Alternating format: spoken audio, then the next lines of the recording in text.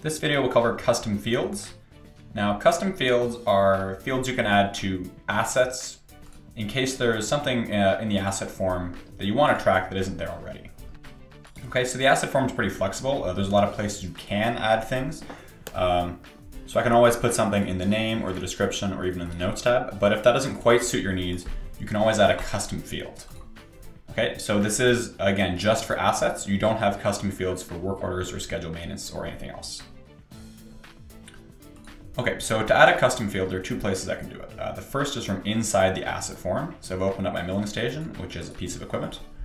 And when I go over to the custom tab, there's a little button here where I can add a custom field. Okay, so custom fields will apply to the entire asset category.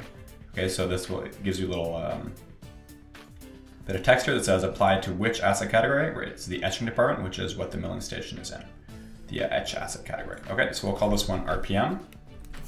And then you get to choose what kind of data it is. So you can add a date, date and time, number with decimals, or text. Okay, so for simplicity, we'll keep this as a number with no decimals and click Save.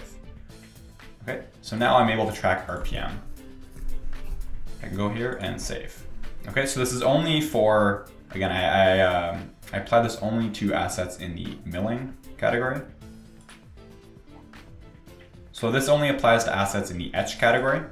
Now I can make it apply to other categories as well, and probably the easiest way to manage this, again, you can add custom fields from inside the asset, but probably the easiest way to manage it is going to Settings, and then along the top here to Custom Fields. So here's my RPM that I just added.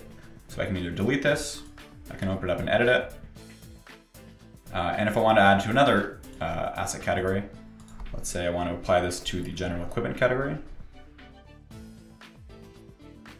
Okay, again, call it RPM.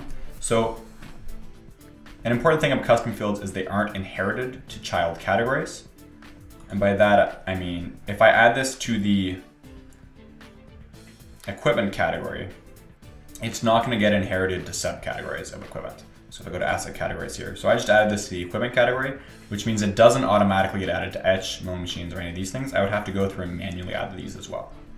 Okay, so if I go over to assets, I'll create a new piece of equipment. Okay, it's in the equipment category, and I have this custom field, RPM, okay? If I change categories to packaging, and click Save, okay, notice the custom field disappears because it doesn't apply to the packaging category.